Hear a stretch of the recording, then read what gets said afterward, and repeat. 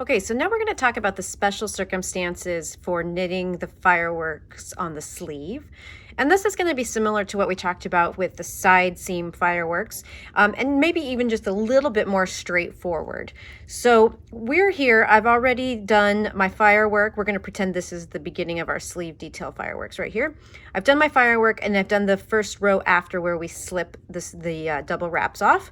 And so I'm coming up on my first plain slip, knit, slip row. And what we need to do is, looking at the back side, we need to bring our working yarn up and catch it in the center stitch every couple of rows as we work our sleeve details, so that it continues to travel up and is ready for us up here when we need to do our next firework. So I'm coming up here. This is just my plain row where I'm going to be slipping, and then here before I knit. And just like with your side seam, I really encourage you to just pull out a few arm lengths of your contrast color, because when you do all this twisting in the back, it makes it a lot easier to pull that strand all the way clear and keep it from tangling. So we're going to just wrap our contrast color. Let's get back in the frame there. There we go.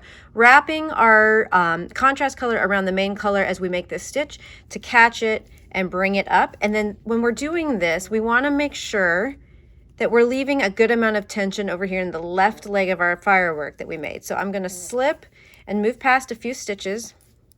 Then I'm going to go back and I'm going to look and say, okay, does this tension look good? Like, let's say it looked a little wonky like this. I can still get back here. I can still come back here and adjust that tension by gently tugging away that extra slack. There it goes.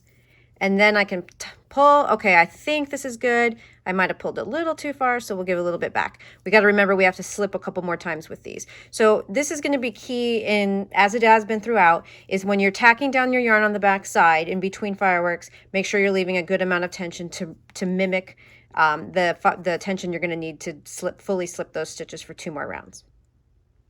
So we'll just keep bringing this up every couple rounds. We'll catch it, then it'll be ready, waiting for us right here where we need to make the next firework directly above this one on the outer sleeve detail.